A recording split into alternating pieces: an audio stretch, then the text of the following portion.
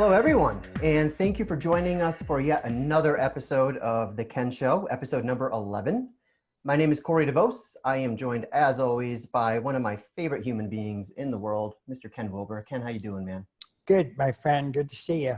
Yeah, good to see you. I think we've got a really fun episode today, and I'll tell you, today's been a really great ILP day for me because I just spent the last few hours shoveling 1.5 tons of garden soil into a new garden bed that I built for Angie. So that took care of my body module and my relationships module. There you go. Now I'm going to be flexing my heart, my mind, and my spirit with you today. So today's sort of a full day here, a full day of practice. Because today what we're going to be talking about is the many varieties of integral spiritual experiences. Ken, as most people know, you just wrote an amazing new book, one of your great big, like 1,000-page monstrosities called The Religion of Tomorrow, where you shine a lot of, you bring a lot of new light to these questions and to this material and to really the issue of what is the future of spirituality and religion on this planet. And it's really fascinating. And today we are going to be digging into some of those insights. So I figured, what we're going to be doing today is we're going to be talking about a few terms that might be unfamiliar to people who are new to integral and new to your work.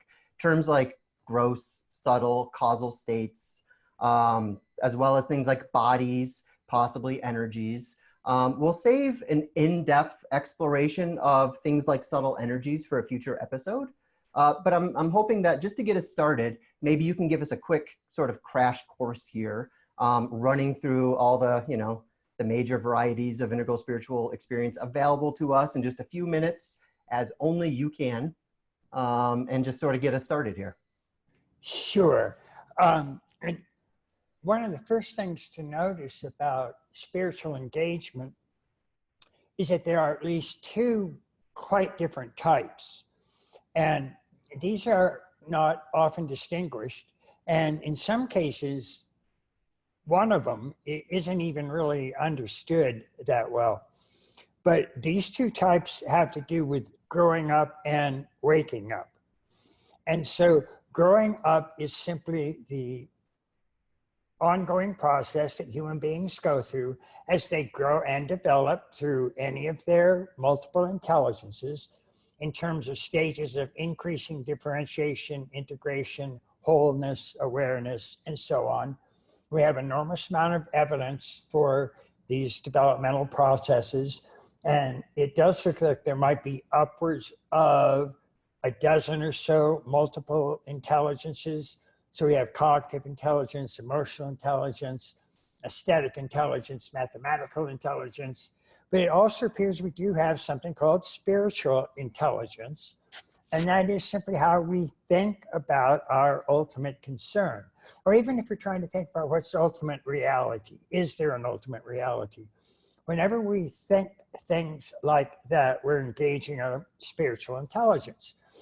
In the past, that spiritual intelligence has gone through stages, and there are dozens of different names for these stages. So if you don't like the names I use, don't get upset. There are plenty of other names. But just using Gene Gebser's these stages, one version of the names is moving from archaic stage to magic, to mythic, to rational, to pluralistic, to integral stages of development. And spiritual intelligence, when it was at magic and mythic stages of development, produced a large body of that which is still today considered to be fundamental religious texts and orientations. And so these are things like, just for example, the Bible. And what you find in the Bible are a series of magic and mythic statements. So Moses really parted the Red Sea, and Christ was born from an actual biological virgin, and Elijah went straight to heaven in his chariot while still alive, and that kind of thing. You find those sorts of mythic statements in most of the world's great religions that were created at that time. So Muhammad flew to the moon on his horse, chopped the moon in half with a sword, etc. These are myths that are of essentially the same status as something like Zeus or Apollo or Aphrodite or Santa Claus or the Tooth Fairy. But these are things that increasingly, as development has continued into more rational and pluralistic and higher stages, that are taken to be just not very real. And when we have the big sort of critique of religion by people like the new atheists, that's what they always pick on, is the ridiculousness of these mythic statements and how they're clearly not true and how they've been replaced by science. And that's what we need if we want humanity to go forward in any sort of positive way, and not with all the downsides that have been created by religious jealousy and religious wars and religious absolutistic belief systems and so on. All of that's true. All of that is there. Everybody born today is born at square one in these developmental stages. They all have to move through them. So everybody will go through periods of magic and mythic thinking as they're growing up. And that's fine. Some people, adults, still maintain a mythic orientation. They believe that that really is true, and it gives them a great deal of meaning. There's another type of religious engagement, and it's not a matter of belief in a belief system, magic or mythic. It's rather a direct psychotechnology of consciousness transformation. And this is an entirely different type of approach to spirituality, and it results in entirely different experiences and realizations for human beings. So what you're doing here is you're actually undertaking a type of interior scientific experiment where you are engaging in the exercise of your own awareness, exploring its deeper and deeper and deeper dimensions until most of the great traditions maintain if you do that adequately, you'll eventually run into basically mystical states of experience that are direct, immediate, first-person experiences with something like an ultimate ground of being. And this presents itself with such certainty and such undeniability that they're easily the most certain types of experiences that human beings have. So of course we can question them, but they're, for people who have had those types of experiences, and they're known as enlightenment, awakening, metamorphosis, satori, moksha, and so on. People who've actually had those experiences will say, yes, it's the most certain experience I've ever had. Can I question it? I suppose so, but it's the item that I would least question about anything else in my experience. This is more real than the table I'm looking at right now, for example. So that's the type of reality that come with these experiences. Now, it turns out that if we look at all the great traditions that have studied these types of consciousness states and the type of awakening or enlightenment or satori that you can have with these states, there are several different ways that they're classified. There are a lot of very broad similarities, a lot of family similarities between them.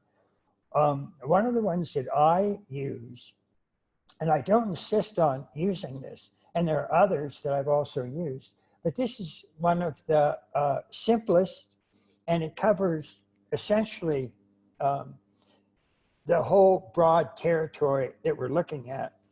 And we also has a little bit of authority because it's fully accepted by Vedanta Hinduism, for example, but it's also fully accepted by Vajrayana Buddhism, Tibetan Buddhism. And so when you find things that Buddhism and Hinduism agree on, that's pretty interesting. And there are also some Neoplatonic schools in the West that use these same types of states. And what they're referred to in general is gross, subtle, causal, and in some Sanskrit terms, turiya and turiyatita. Gross is simply the manifest physical realm that we see now. The example that's always given by these traditions for an example of gross consciousness is just everyday, normal, waking consciousness. Just what you see right now when you look at the table, look at the computer, move your chair, eat dinner, that kind of thing. Then there's a whole subtle dimension. And as the name implies, it's just much subtler types of awareness than you get with this sort of hard rock, third person, finite kind of realities. An example that's always given of subtle states are things like the dream state. But there are lots of others. There are meditative states that have these sort of subtle dimensions.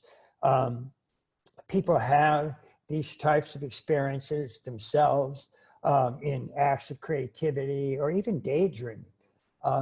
So these subtle states are largely interior and very subtle type of phenomena, but they also are taken to be a very real reality. And this also comes out when you do start having mystical experiences related to those realities.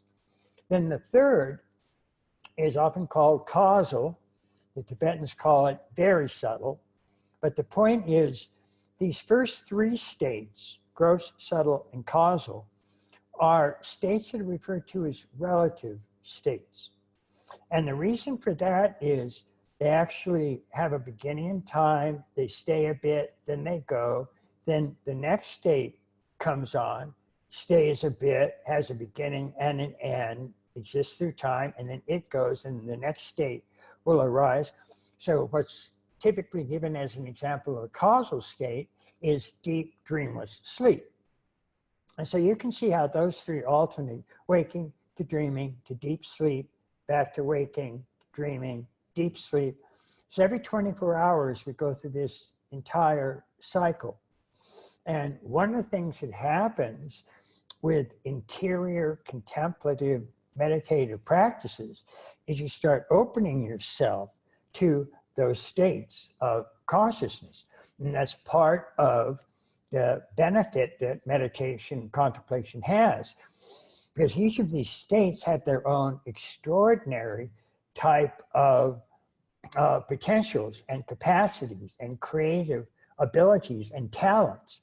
And so they're really a source of an enormous number of treasures. And most people just seal them out. They just sort of pass out from the waking state. And then when they're dreaming, they're not aware they're dreaming. And then when they're in deep dreamless sleep, of course, they're not aware they're in deep dreamless sleep. But then they wake up the next morning and they go, oh, wow, I slept well, or oh, I had a nightmare, or whatever it is. They clearly remember that whatever their sense of self was, it was present in those days. They just don't have any real memory of it. One of the things that starts happening as you meditate is that consciousness starts moving into these states in an aware fashion. So one of the things that can start to happen is you start to have lucid dreams. So while you're in the dream state, you'll still be conscious and you'll be aware you're in the dream state. And then you can actually alter a lot of the things about the dream state. And that in itself can become quite an extraordinary type of spiritual realization, and spiritual wisdom can come from that. So these are states that are taken to be increasingly subtler. In a certain sense, that means more spiritual, but they're still relative states, and they're looked at that way. Then there are the two higher states, and these are referred to as ultimate states. And these are ultimate because they are literally ever present. So they don't really come into being and go out of being. They are ever present. They are constantly existing. They're in every person's awareness right now. All of them, 100% of these states is in every person's consciousness right now. Of course, again, most people don't recognize that. They're not aware of it. And most of the great, great contemplative and meditative traditions, one of their main aims is to help people recognize the always already existence of these ultimate states of consciousness. So there are two of them, and in a certain sense, one is higher than the other, but in another sense, they're two aspects of the same ultimate state, which is why they're both referred to as ultimate. But the first is just named Turiya, which is a Sanskrit term that literally just means the fourth. And it's a pretty unimaginative name for this state, because it just means the first three states, gross, subtle, causal. And so what should we call this one? Well, we'll call it the fourth. How imaginative is that? But this is a permanent state because it's pure consciousness itself as it's witnessing everything that's arising. And this is present in every state of awareness you have, including sleep and deep sleep. And so it's just an ever-present, constant presence of awareness of whatever's arising. It's not a content of awareness. It's sometimes called consciousness without an object. It's just the pure witnessing awareness itself. And it can exist by itself without any objects at all. And this is certain states of consciousness that a person can get into. It's just in this pure, absolutely unmanifest, radically formless state.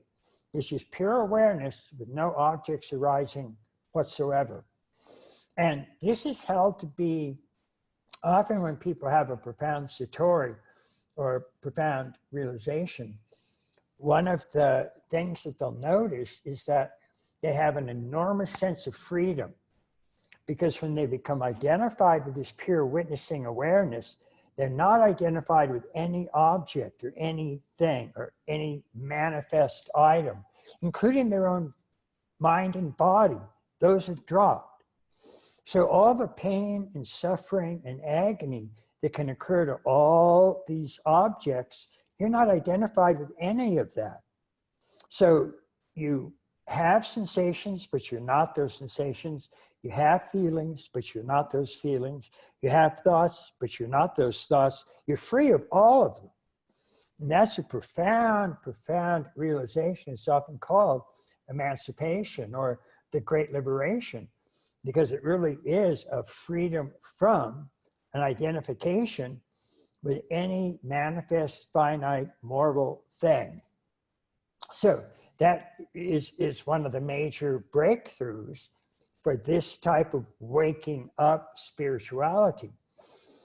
And then as you pursue that pure witness, if you go into it really deeply, the witness is a stance of, I'm not this, I'm not that, I'm not this, I'm not that. The mystics call it nete, which means not this, not that. It's sometimes called the via negativa, the path of negating everything, an identity with everything.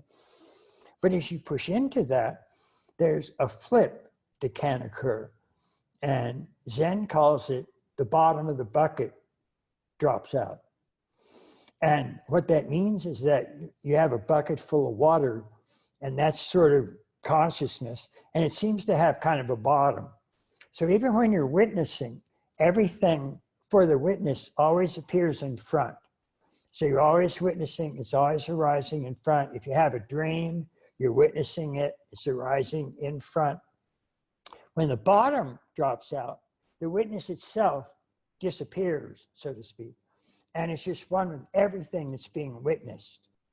So you no longer witness the mountain, you are the mountain. And you no longer witness birds flying, you are the birds flying. You no longer feel the earth, you are the earth. And this is called Turiya Tita, which simply means beyond Turiya. So it's just the state moving beyond the witness.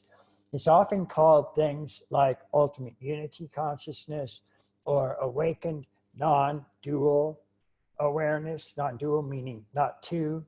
So the subject and the object are not two, infinite and finite are not two, emptiness and form are not two. And so this is really sort of the ultimate wholeness, ultimate oneness that human beings can have. And so far, as we look throughout the different cultures and around the world, that seems to be the most inclusive, most whole, highest, if you will, state of consciousness that we have. So these are all fundamentally important types of waking up. And human beings can have these and can have variations of these type of mystical unity experiences in any of these 5 realms. Now, of course, what's happening in something like the gross or the subtle or the causal is that those are relative states. And so the mystical experiences will tend to be relative, meaning they'll happen in a very strong way, they'll stay a while, and they'll eventually fade. They can be life-changing, though. People have one of these experiences and they are changed forever. It's absolutely a profound experience. And in all cases, it lets people know that there is something more than just this passing, finite, torture-inducing chamber that they're used to living in. What seems to happen is each of these realms have phenomena that are arising in these realms. So in the gross realm, you have, of course, just the whole waking state realm, nature, Gaia, star, all of that. And those are phenomena in the gross state. There's also something that can happen to consciousness where the subject-object duality temporarily suspends. And when that happens, you get essentially what, at least recently, has been referred to as a flow state. Now, a flow state just means that wherever you are one with the environment that you're in. So if you're playing baseball and you get in a flow state, then all of a sudden you're one with the baseball, time slows. People report that they can actually count the stitches in the baseball as it's coming at them at 90 miles an hour. And that type of flow state in the gross realm will, in its strongest form, can produce a genuine unity with the whole gross realm. And that's called nature mysticism. That's a very real mystical state. And it's also one of the most common for a very large number of people. Recent polls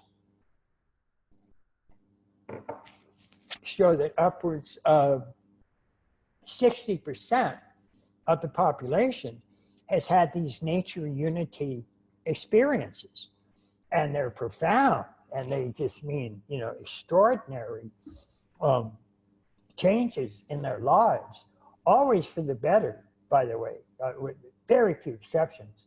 Yeah, Ken, I'm reminded of Edgar Mitchell's descriptions of, what does he call it, the overview effect that astronauts often have when they see the Earth in space for the first time, which does feel like a very sort of, all-encompassing, overwhelming sort of appreciation of gross level reality. And, there might also be some subtle mixed in there too, but one of the things that I like to think about is how this whole space tourism thing, one of the things we might be doing is actually by sending some of the richest, most elite people up into space, maybe they're the ones who are going to start having these, really amazing, overwhelming experiences and come back and actually want to do something to you know, maybe help out a little bit more on this planet. Yeah, Edgar Mitchell, who's one of the many astronauts that had that experience, particularly the ones that did extravehicular activity and actually got out and then were looking at the Earth. It was well over half of them had those types of experiences. And Edgar Mitchell said flat out, the most significant thing that's going to come from the space program is the number of people that have awakened to this consciousness. Right. That's what's coming from the space program. It was like, what? So he went on to help found Institute of Noetic Sciences and spent the rest of his life studying these phenomena. So those are very real. But you can still continue these types of flow state unities with these other states. So as you get into subtle, one of the things that you find in subtle is there are a lot of phenomena in the subtle realm. And that includes a lot of imaginative things, things that seem are often expressed in actual mythologies, things like centaurs or unicorns or flying horses or all sorts of things, monsters, this, that, and the other. But then there are also things that can appear spiritual. It can be sort of angels, bodhisattva types, spiritual beings, even in some cases, an example of what seems to be an ultimate, personification of God himself or herself. And these can appear.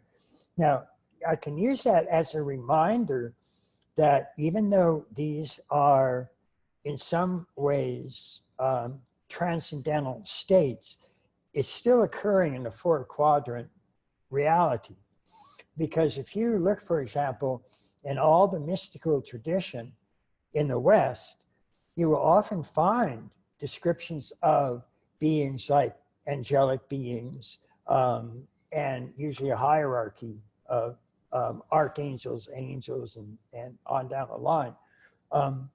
Many of them have wings, but not one of them has 10,000 arms.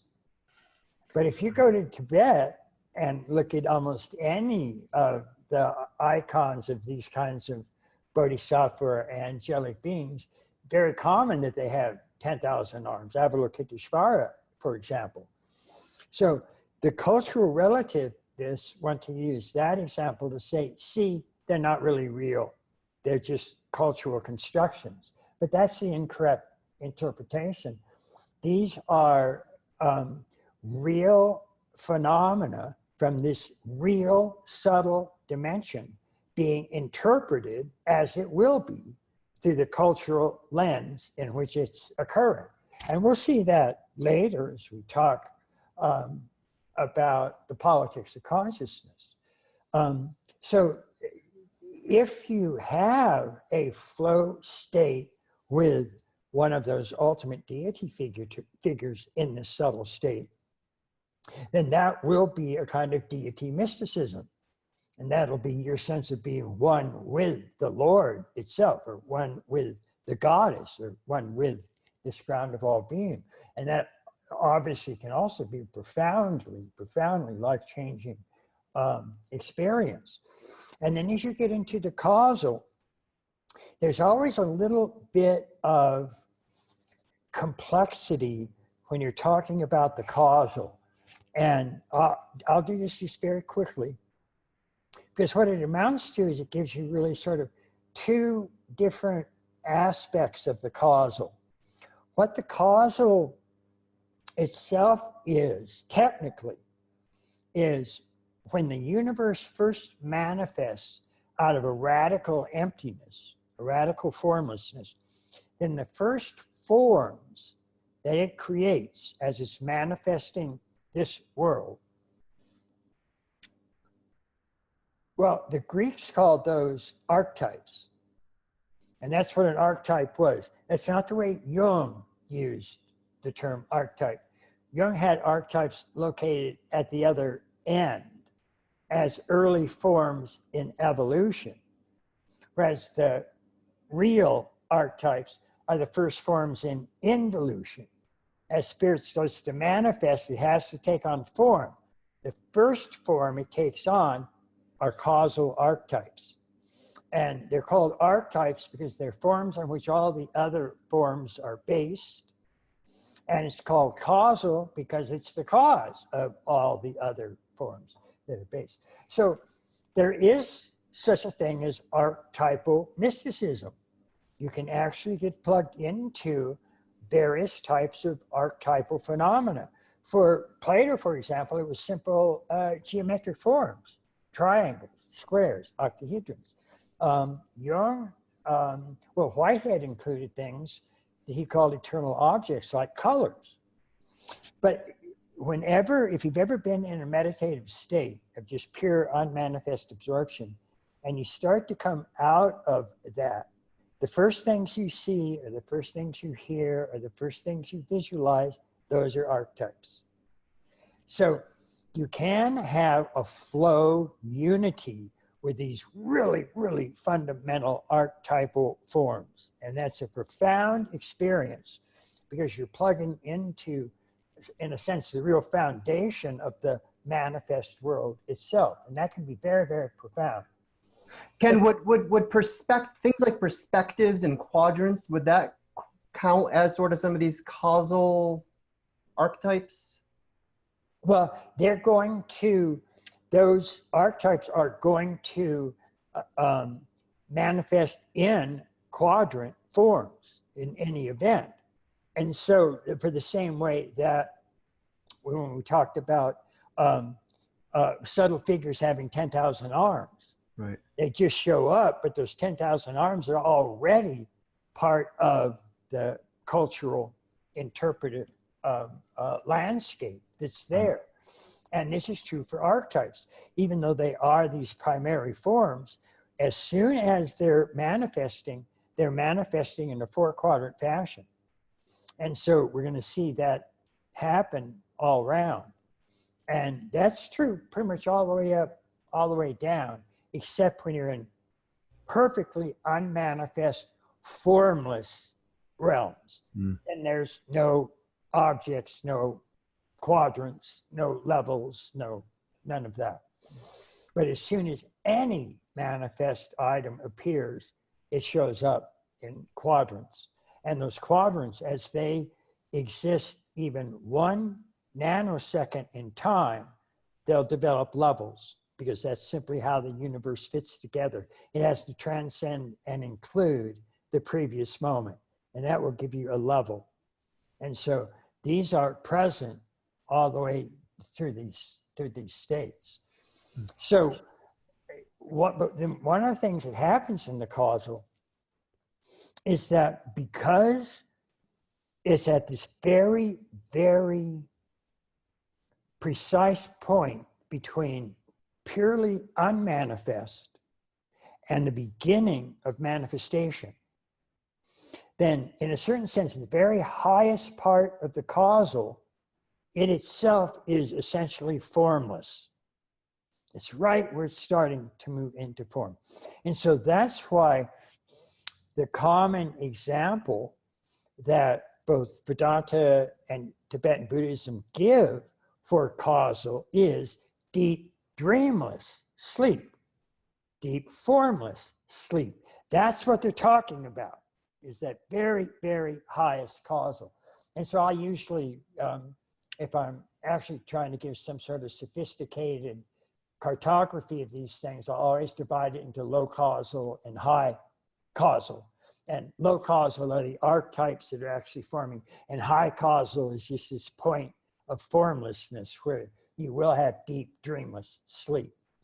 So, but you can have, we talked about archetypal mysticism, and you can have this formless mysticism. And so one of the things that I will sometimes do, in a sense, precisely because the causal is primarily all of these archetypal forms. As I look at Turiya, and Turiya really is a purely unqualifiable, without form, without characteristics, without quality, just a pure awareness itself and not any content of awareness, then that's very, very close to that formless causal reality. And so I'll sometimes just take Turiya, and if I'm just giving a shortened version, I'll say gross, subtle, causal, non-dual, because I'm putting the Turiya into that causal part. And technically you have to be careful because Turiya is ever present and causal is intermittent. Right. But I usually explain that someplace in a footnote, and I've explained it at least several different places. But then when we get into Turiya itself, and that is just the pure witness. That is, we are disidentifying with everything that's arising. You see that mountain, but you're not that mountain. You see this computer screen, you're not this computer screen. You're aware of your body, you're not this body. You have thoughts in the mind, you're not that mind. You're pure witnessing awareness. And it has the same relationship to thoughts that are occurring inside as it does objects that are occurring outside. It sees both of them equally. So it's not more identified with thoughts than it is with objects. It's radically disidentified with all of them. So a thought arising in the mind is no more what I am than this computer arising in front of me. I'm radically disidentified with every single thing and event that's arising. And this is because of that, the consciousness itself is a pure emptiness. And this is a state that you see what's often called apophatic mysticism in the West will try to get into. And the most classic example of that is the cloud of unknowing. Mm. And so the cloud of unknowing is a radical nete, not this, not that. And it's worth reading for, well, anybody, but certainly for a Christian, because it's a flat out assault on identifying that pure, unqualifiable awareness with any content at all. All content is denied. So it just has a list of things. God is not love. God is not light. God is not care. God is not compassion. God is not liberty. God is not freedom. God, I mean, it's just on, and everything you can think of is denied. And if you really don't know what they're doing, you just sit there and go, what the hell does that mean? But what they're doing is getting you to just push away from any identification with anything and realize just who's aware. What's the awareness of all of those ideas? You say God is love. God is who's aware of that statement. God is love. It's not the statement. It's the awareness of the statement. You say God is light. God is not light. God is the awareness of the statement. God is light. And so you have to get rid of all of that, or you're just going to be identified with concepts. You're going to have a whole head full of thoughts and ideas about God is this, or spirit is that, or I should be loving everybody. All of those are categorically wrong. Those are exactly what you are not. And so one of the ways that I often try to get people to get a sense about this is I'll say, you have some idea of who you are now. So just make a list, or just in your head, just describe who you are. So you might say, well, okay, I'm this tall, I weigh this much, I got an education here, I work at this job, I get paid this much money, I'm in this relationship, I live in this house, I drive this car, whatever it is, just make this whole list. And then notice that there are actually two selves involved in doing that. One is this self that you've described, that you've seen as an object. And then there's the self that's actually doing the seeing. the self that's actually doing the describing. Now, that's the real self. All the things that you've described are just objects. They're things that can be seen. They're not even a real seer. They're not even a real self. They're just an object of awareness. They're not the awareness itself. So who is actually writing down all of that stuff? Who's aware of all of that stuff? That awareness is what you are. All those things you wrote down, that's what you're not. That's a list of categorically your false self, your object self, your seen self. It's not the seer. It's not the true self. It's not who you really are. That's Turiya. That's the pure witness. And that is, like these ultimate states, that's present in every moment of awareness you have, whether you're aware of it or not. That's what your awareness is. It's this pure witnessing awareness, this registering these things that are arising. And you can indeed have a flow state unity with that pure awareness. And then you get this sense of consciousness only, or just one mind type of awareness, a type of consciousness in which everything is a manifestation of or a modification of. And it's this pure awareness that's the ultimate reality. It's unchanging, it's unqualifiable. Daniel P. Brown refers to it as boundless, changeless awareness. And that's what it is. It has no limitations and it doesn't change. It's the same awareness moment to moment to moment.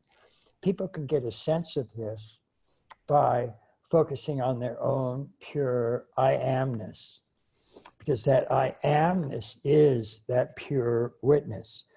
But it means just the I amness, not I am Ken, or I am this, or I am a doctor, or I am, no, none of that. Just I am, the simple fundamental feeling of I amness. And that doesn't change. That, again, that's boundless, changeless. You might not remember what you were doing 5 days ago, but there was a I amness there that was aware of that. And you might not remember what you were doing 10 years ago, but there was an I amness that was present there. And this is the same I amness where Christ said, before Abraham was, I am. It's that timeless, ever-present I amness that is your pure witness. And so that's often called the true self or the real self.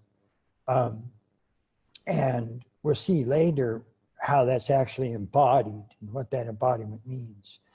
And then finally, there is this further movement where this witness actually becomes one with everything that's witnessed. And that is a sense of overwhelming unity and overwhelming fullness. Whereas a sense of the witness is one of radical freedom, radical letting go, radically not attached or identified with anything that's arising.